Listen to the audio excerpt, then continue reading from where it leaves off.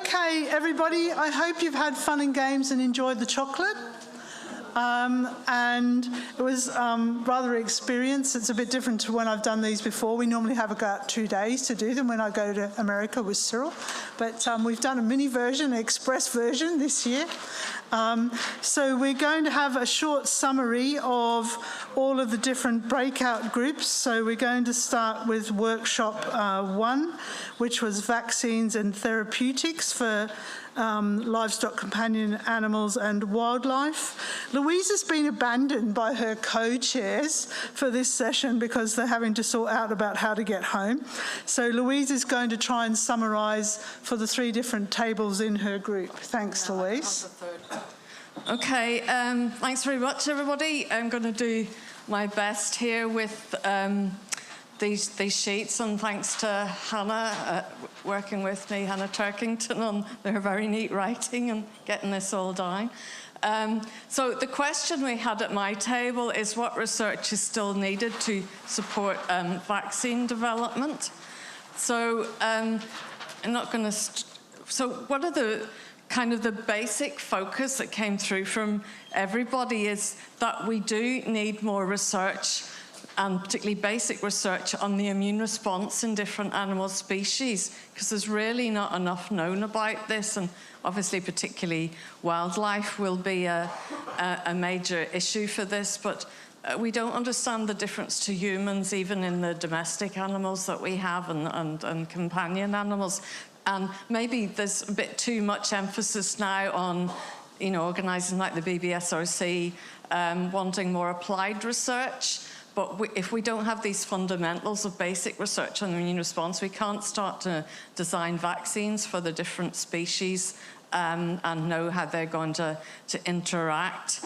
The other thing is obviously for animals, the cost of the vaccine. We've also got to remember that people, and particularly for livestock, want to keep their costs down. So in considering vaccine design, we've got to look at cost. And in terms of, we need to look at the platform systems for animals, as we have done for humans, as where we can change quickly the vaccine. If we have a platform where we can slot in a different sequence quickly to change and keep surveillance on the coronaviruses that we're interested in the animals to see if they're changing.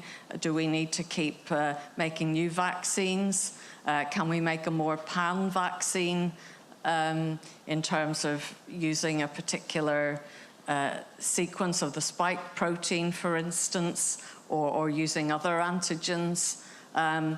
And in that sense, we probably need more research on some of the other antigens. We've learned quite a lot about COVID, but we need to be looking at other coronaviruses. Are there other antigens that we could use?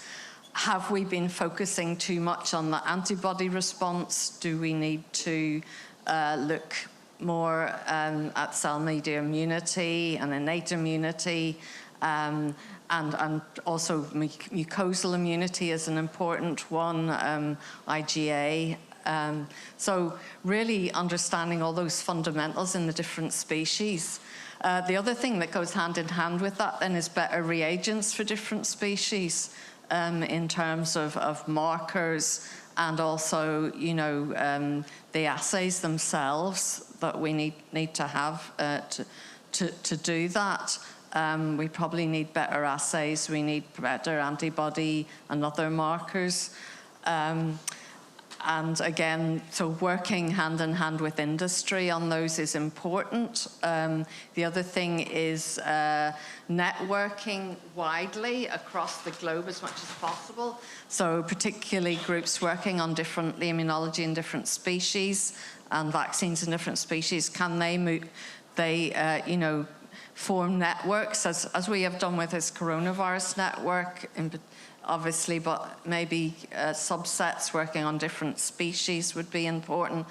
And these link-ups are obviously dependent on governments and how much they're prepared to allow this kind of collaboration. It probably requires joint funding, etc., for those kinds of issues.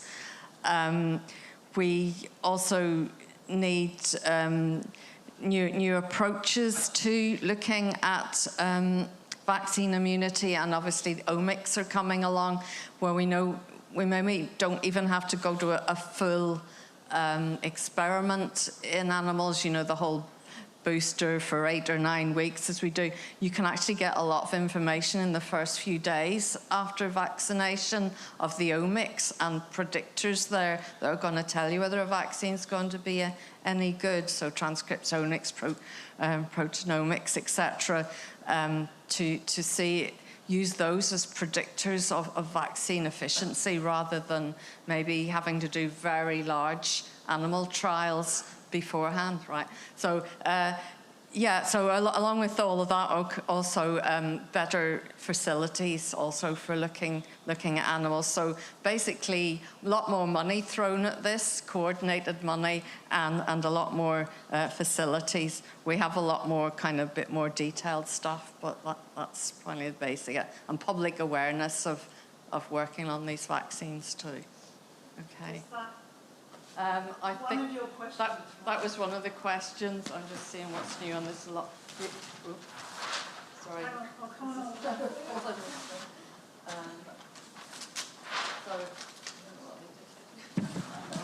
So it kind of crosses over a lot. So post-vaccine, post-COVID vaccine, what knowledge is applicable or no is needed? I think. So. Yeah, so a lot of the same points here, cost, the research, platform suitability, safety threshold, safety came up on ours as well, and yeah, understanding immunity, understanding global transmission, and yeah, the other thing, sterilizing immunity. We want to try and design vaccines which will give us better sterilizing or less shedding anyway. Non-transmissible, yeah, is really. And need for better animal models, yeah. I won't go into details about spike proteins and things, right? So, yeah, so Tina, if you want. Do you want me to say 2 words about the last one? Yeah. Okay. Sultan also bailed out, so we are lost with the bits and pieces here. But the final question in this workshop was, what kind of vaccine delivery systems are needed for animals in general? And we quite quickly determined that probably not a universal delivery system, that depends. And we categorized wildlife, companion animals, and livestock. And companion animals was put a little bit aside because any delivery system will probably do at any price, and we saved that for last. But for wildlife and livestock, it was pretty evident that there are knowledge gaps and there are things we need to investigate in order to be successful in vaccinating these types of animals. And especially in livestock, there was also the discussions about price. And we had an interesting discussion about how to make flexible formulations, for instance, so that the farmer could choose themselves how they wanted to apply the vaccine. Is it even possible to make a vaccine that could be used both for intramuscular and intranasal administration? And is there possibilities in terms of making flexible formulations? And that led us to a discussion about more creative research areas, if you can maybe do a combined prime boost by combining different chemicals or sort of a delayed release type of strategy and things like that. So there are definitely a lot of basic research that can be done in that area. And obviously the adjuvants is a big part of the formulations as well. Yeah, I think that sort of summarizes the major things. Okay, thank you both, and thank you everybody who was in Group 1. So Group 2 is myself, Margaret and Alan, and we've got just a little presentation because I started this before we started the workshop.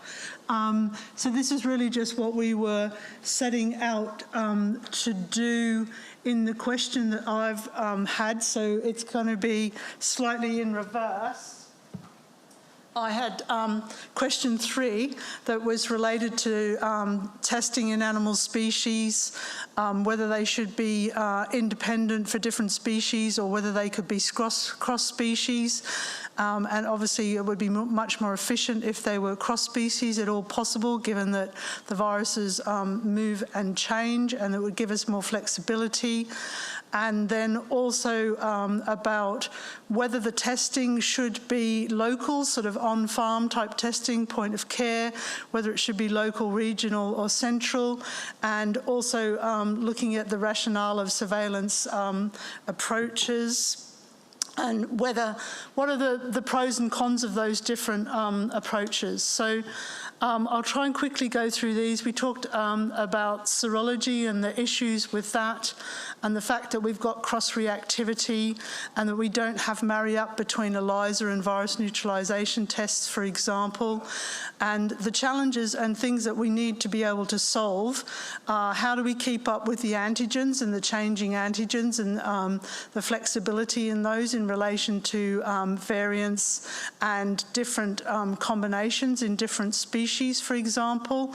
And some of that was around using artificial intelligence and machine learning to mine the sequence analyses that are coming out at a really rapid rate now, and actually making taking advantages of those, and making sure that we all have access to the data, both positive data and negative data, so we're not actually repeating each other's work. We've got a clear understanding, and the importance of knowing that somebody has actually looked and it's negative, so we don't start chasing our tails.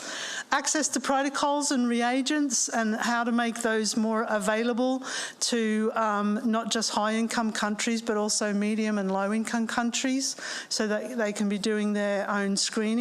We have got consortia that are available to do that reagent sharing, but those have defined lifetimes, and we need to think beyond defined lifetimes and how we're going to make those reagents available for the long term and actually keep them up to date.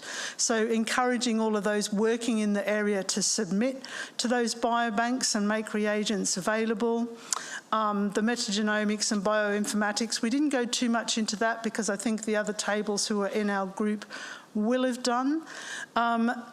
But having protocols and actually providing training and actually making that training available through programs that are funded by major bodies such as WOA and WHO, also things like Epizone and the Overseas Development Assistance Programs, so that actually that surveillance and diagnostic testing can be happening in many, many more locations, not just particular countries and wealthy laboratories, so that we've got more on-the-ground diagnostic testing.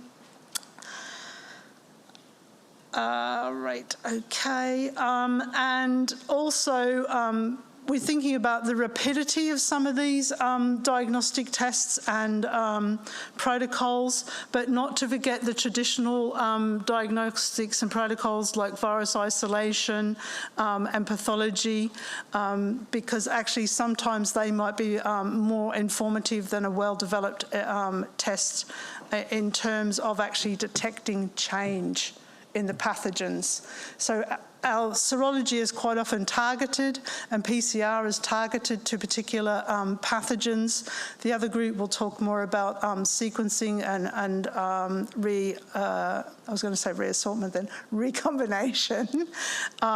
So we didn't touch too much on sequencing, but to be able to have those different technologies and techniques, and also the fundamentals to say, actually, you know what? Something looks a bit different about this animal that I've got a post-mortem today.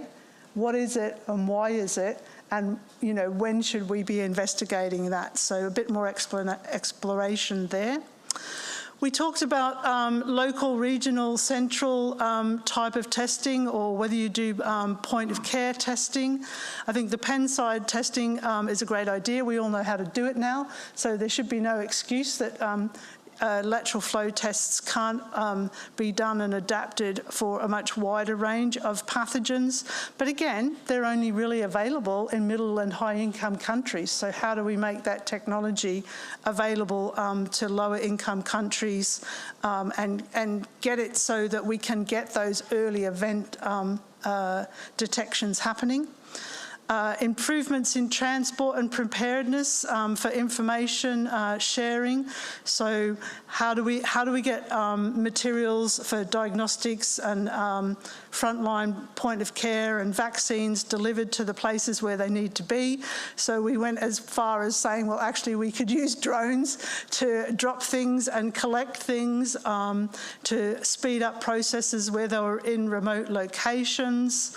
All the way down to thinking about the paper submission forms and the metadata that we need. We heard about apps that have been developed and to have commonalities in the data and metadata that's collected, but that only works if you've got a mobile device, an app and a power source. So thinking about, you know, how we get around those different scenarios.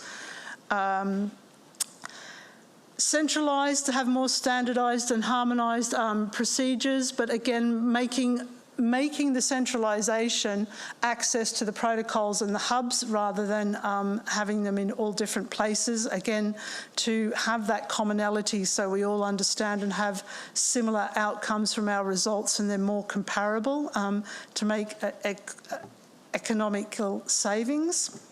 Populations and environmental sampling. So I think that was really mixed, actually. It was an interesting conversation. Some people thought that it was a really good idea to be looking at wastewater, for example, or sediment samples. But then the other people also then raised, well, actually different scenarios are going to make that challenging and perhaps it would have to stay regional. But I think for me it's about harmonising the post-collection protocols to make the outcomes as similar as possible, not how it's collected on the ground. So I think understanding the outcomes and the information that's generated rather than actually how that wastewater is scooped up and from where. Follow-up of diagnosis not reached. So an animal is sick, it's got something wrong with it, we don't know what it is, we've tried all our targeted tests, what else are we going to do? And Margaret's table covered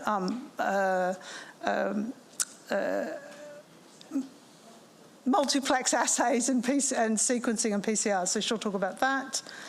Improved responsiveness. I think everybody still thinks, actually, we're not going to learn lessons. We've got a really bad history of not learning lessons or forgetting how to translate the lessons learnt into the next thing that comes along. In the UK, we had an influenza outbreak pandemic response plan. COVID come. Did we look at the influenza one? No, we did not. Okay, why not? Because the people had changed. There was no handover and no succession. So that applies to protocols, procedures, and diagnostic tests. Speed versus quality. Yes, we need speed, but we do need quality. And yes, we need quality, but we do need speed. And actually, how do we make our tests harmonise in terms of those things? Okay, I think I've covered most of that. Whether we do passive, active, targeted or opportunistic sampling, there's lots of pros and cons there, and I think they all have their place depending on scenarios, so I'm not going to go through that in any detail. Other considerations: to improve coordinated surveillance, have more cross-cutting projects like this one, so that we actually get in a room and talk to each other and learn from each other, and we're much more willing then to share. And I think I will leave it there and hand over to Margaret, who's going to talk about her table activities. Lots of problems, but not too many solutions. Thank you, Sharon. So our question was to address, do we want or do we need a pan-coronavirus test?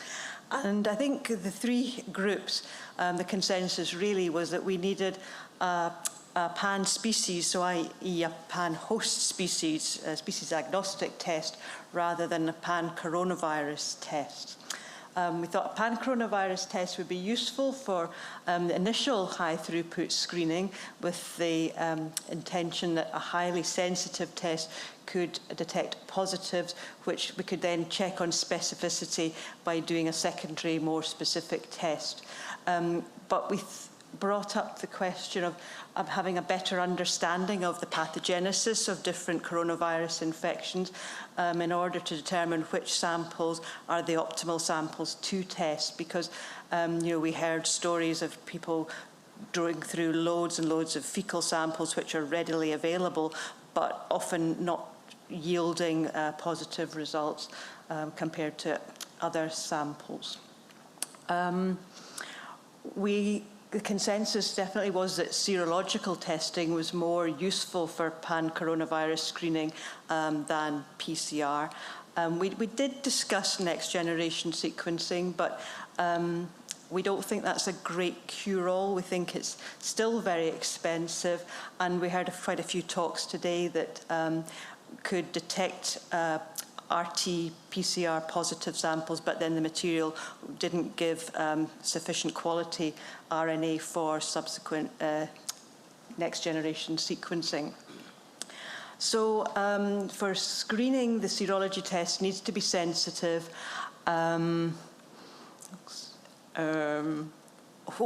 We talked about field work, didn't we? And that we wanted to be inclusive and cheap, readily available. So we were discussing different field trials taking place across the world and trying to coordinate that a little bit, as you were mentioning, Sharon, already.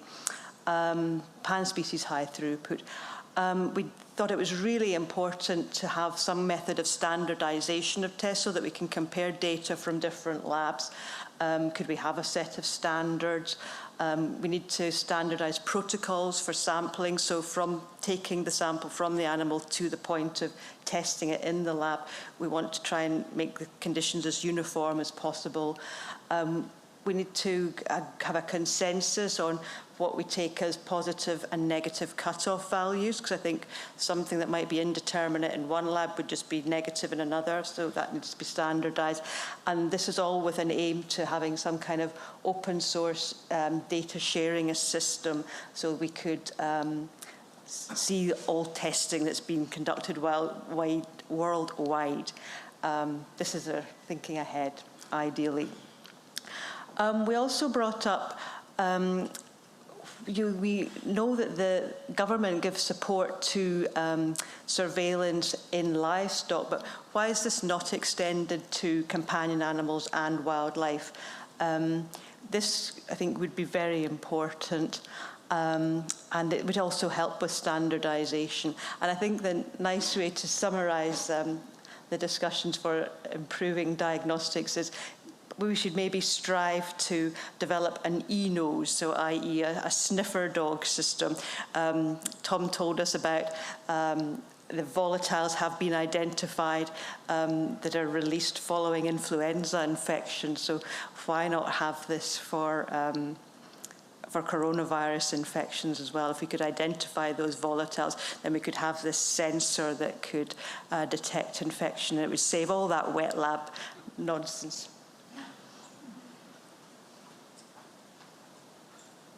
Thanks, Margaret. And Alan, you've got yours on a sheet, is that? Okay, cool. Excellent, thank you. Hopefully, through the wonders of technology. Oh, it's a little small, but it's bigger than if I put it up down here. So we drew a picture. So ours was a very specific question, how best to detect recombination. Very specific question compared to the others. So the simple answer, of course, is to sequence everything. Right, but assuming you can't do that, we then came up with this principle, I suppose. By recombination, we mean virus from animal A, virus from animal B, gets into another animal C, and out comes a recombinant. So we're trying to identify these in order to identify these without sampling and sequencing everything, well, we thought we should be a little bit targeted about how we sample. So which animals should we sample? In order to do that, you need zoologists. You need to understand who mixes with who and where they mix. I actually can't read it on there. So,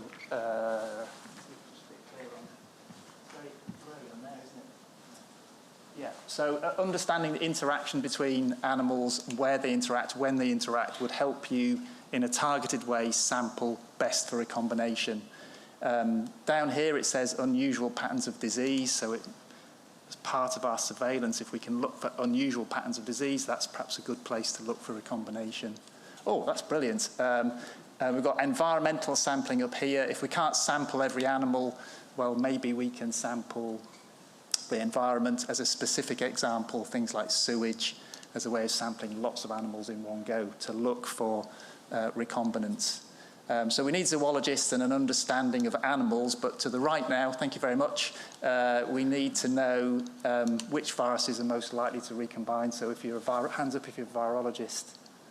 So you have a job as well, because you know, maybe what's in your brain can help suggest to zoologists, ecologists, you need to sample those animals because they have viruses that could recombine based on their how the viruses copy themselves. So that's you. I'm not the only one to have written, get it right this time, artificial intelligence on here, but maybe artificial intelligence can help the virologists to predict which viruses are more likely to recombine, therefore which animals should we sample. Okay, so we can be maybe a little bit more targeted, but once we've got our sample, then down here it goes to, we've called it NGS lab, because mostly it was all about using next generation sequencing is what people talked about. That's the way you spot recombination. We talked about standard methods. We talked about the real importance of read length, and so understanding if you're trying to spot recombination, you need to use a method that's appropriate to that with as long a read length as possible. That gets quite technical, that conversation, which highlighted the need for training. Because if you're a zoologist, this is quite tough. If you're a virologist, this is quite tough. And the importance of bioinformaticians. Hands up if you're a bioinformatician. You're always going to have a job, at least for a while anyway, until AI takes over, I presume. So the importance of bioinformaticians and building that into the methods that you're using. We focused mostly on NGS, but then some people suggested, is there not a cheaper method if cost is a problem which limits the number of samples we can do? Sorry. Is there a cheaper method which can increase the number of samples we could look at? And PCR was still mentioned. You know, there are still PCR approaches that would allow you to spot recombination, so we shouldn't exclude those entirely. Arrow to the left. So once you've got your sequence, then it's really important that as part of the informatics, you've got access to published sequences. So it's very important that people share data. So the methods of sharing, where you share it, what metadata you add with the sequence. We felt that was quite important. And some people also suggested, well, why not have the sample as well? Wouldn't it be great if you could have the sequence and the sample and the metadata in the same place? So that's supposed to be a database as opposed to a chopped down log. And that's basically it, I think, isn't it? Yeah. Thank you. Thank you. And over to workshop 3. Sorry, just very, very quickly. Right at the top, there's this principle of doing laboratory experiments. I apologise for forgetting that one. So in order to, again, to focus where we could look, can you do experiments in the laboratory to say these viruses are likely to recombine? Therefore, go and sample those animals. Sorry. Okay, great. Thanks, Alan. Epidemiology, and the group was Des, Vim, and Rachel. Des, are you going first? Looks like it. Yeah, you're not very organised. You're not very organised. Where did you see this? So I've got 3 scraps of paper here. Let me hold them up. I'm going to attempt not to moan or what my group said. So So the remit of the first question was to try to look at means of improving surveillance systems. One of the principles that we first established was that opportunistic surveillance is really important, and that it could act as a kind of umbrella over more targeted surveillance operations. Opportunistic surveillance should use as many of the existing systems, the existing infrastructure as possible, so that we can be more cost effective in the amount of samples, the amount of data that we can collect. And that helps to provide some early warning, because part of the problem is you don't know what you're looking for, and you don't know what species you're necessarily looking for it in. So underneath that, though, should perhaps sit some more focused surveillance activities, and they might be focused on particular geographies of interest, hotspots of biodiversity, for example, hotspots of land use change or whatever. And then you could also focus surveillance on events, so outbreaks of infection in domestic animals or in humans might be the trigger to carry out more surveillance in wildlife, for example, in that area. And then you might want to focus on certain species because they're of particular importance, which has been shown by perhaps experimental work or whatever. One of the key things that we established was that you really need to understand your aims if you're setting up any kind of surveillance operation, and the actions that might follow from certain discoveries in your surveillance activities. Next page, please. So, in focusing surveillance, we talked about the importance of perhaps standardising methods. If we've got surveillance going on across the globe, or even just across one country, and everybody's using slightly different diagnostic tests, and that makes it much more difficult to understand exactly what we're finding. So standardisation of methods, and I saw some of the other groups came up with that as well, the diagnostics group, for example. We thought that there was a place for screening, syndromic screening perhaps, particularly by vets when carrying out work with companion animals and perhaps with livestock. If there might be some way of collating all of that syndromic data, and perhaps using big data approaches, AI, etc., you might be able to spot emerging patterns that indicate a developing problem. We also talked about screening by using social media, and I know that was touched on in the talk about coronaviruses in dogs, where you look for particular terms cropping up in social media, and that alerts you to perhaps some regional situation developing. So obviously, like others have said, there's a use here for AI. And we thought that it was important to try to perhaps develop means of carrying out surveillance that might be more predictive. So one of the things that we thought was a very important tool would be metagenomics, of which I know nothing. So I'll duck out of explaining that any further. But it creates the opportunity to have reams and reams of data that you could use to then try to identify patterns that might suggest the emergence of a problem, perhaps the emergence of viruses that are being produced by recombination, for example.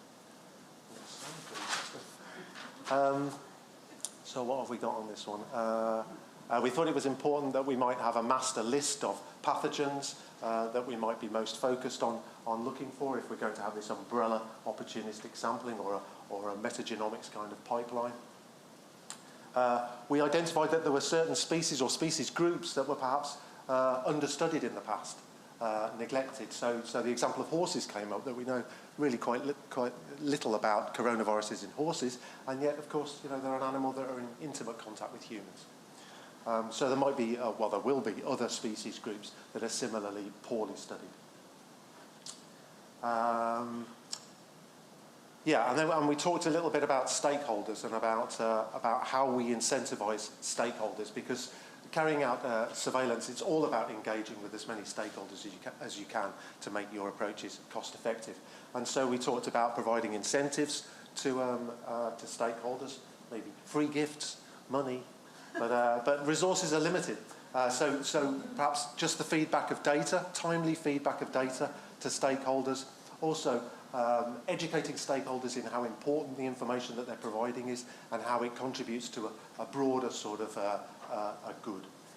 So also making it very easy for stakeholders to provide samples. So I know that in our experience of carrying out surveillance using lots of stakeholder groups, it was really critical that we provided them with very, very simple kit to collect their samples, and very, very simple instructions, and that we paid the postage as well. So all of these things really matter quite a lot.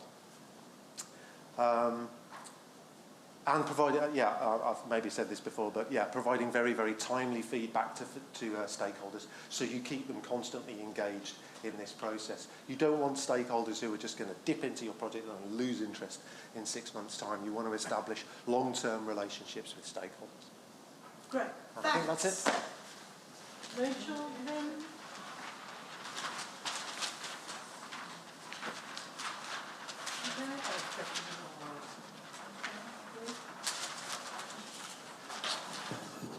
Okay, and in my group we focused on the question, what do we need for transmission models? What transmission model do we have, and what do we need there? Also, how do we feed data in those transmission models, and how can we generate data to feed those models?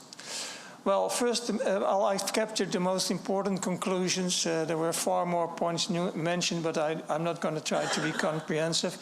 Well, the first conclusion was that there is really a need for more transmission models, especially transmission model on emerging infectious diseases with a One Health approach. So combining human data and veterinary data of emerging infectious diseases, and there is clearly a need to better connect between these different domains. So that was an important conclusion. Secondly, to generate or to see what data you need to develop these models continuously. Develop models, update models, and all the time seek for the best data to feed those models.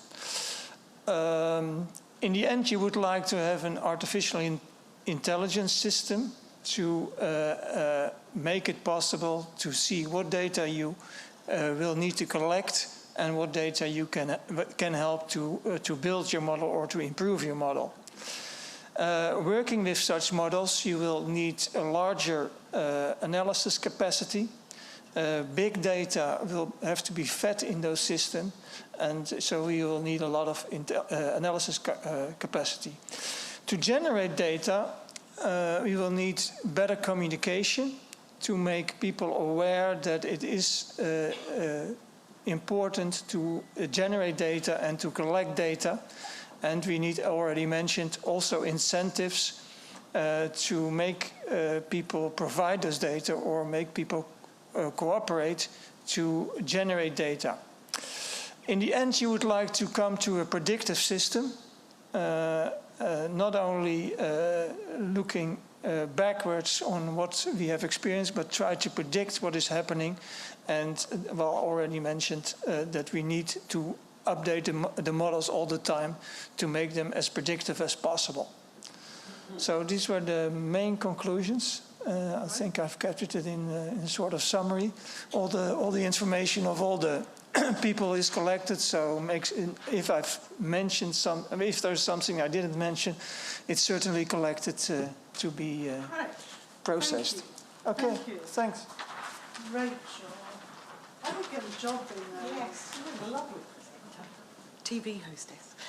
So I get to go last. So lots of the stuff that was discussed here overlaps with quite a lot of the rest of it. And I was also talking about testing. So what tests, what species to target. The groups were talking about, there was a very clear preference for DNA-based or nucleic acid-based lateral flow or point-of-care tests, particularly for making clinical decision-making. So what do I do with this animal in front of me? And the down bit of that is also what do I do with this animal? So if people are going to have to euthanize their animal, or is it going to change your clinical decision making? So there's quite a bit of background work as to how that's actually going to be used.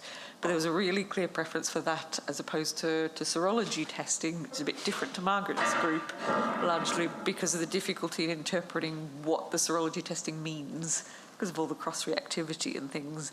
And we were also looking at surveillance, and I think the general overview was really that the large or production animals are largely covered by existing or government schemes, and there's quite a bit of existing sample availability, data availability, but we've really got quite a big hole particularly with small animals, and a lot of discussion about how to actually fill that hole. How can you leverage the existing clinical data that vets collect, the sorts of systems Alan's got set up, or insurance company reporting. How do you actually get access to that huge amount of data and sampling and testing that goes on with small animals but that we don't use? And obviously wildlife is a different kettle of fish altogether, but the issue there is how to engage the various different groups using or accessing the animals, and how to actually use the existing networks to get this stuff done.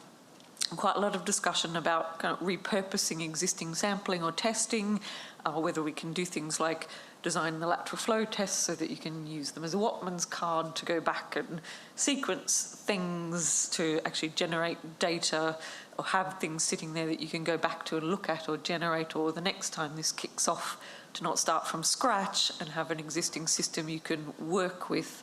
And a lot of discussion around sequencing versus targeted testing and the pluses and minuses of each of those, and how to try and tie those up together. That's about it, I think. Great, thanks. From my perspective, I thought that was quite good, but I'm going to ask Valeria to come up here and tell us what are the next steps and how do we collate all of this data to provide the material that you need. And I think it worked really well, because the 3 workshops seem to have at least touched on each other and have some connectivity between the 3 different workshops, which I'm hoping is what you wanted.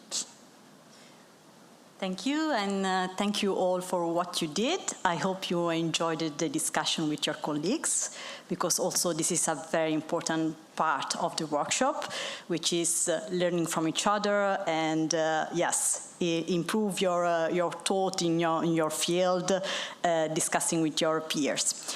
What we're going to do with all this discussion that you had, of course, the leaders will provide us support to start drafting the research roadmap, so transform all the discussion you had in research needs. And then there will be some follow-ups with other workshops. Then we need to see with the scientific committee how we will organize the next workshop and when. But for sure, you did a great job. We saw that there are several research needs that are re-emerging in different groups. So for sure, there is something to do on those. And so be sure that your contribute is highly appreciated and will be surely utilized. So thank you very much for all your work. To you.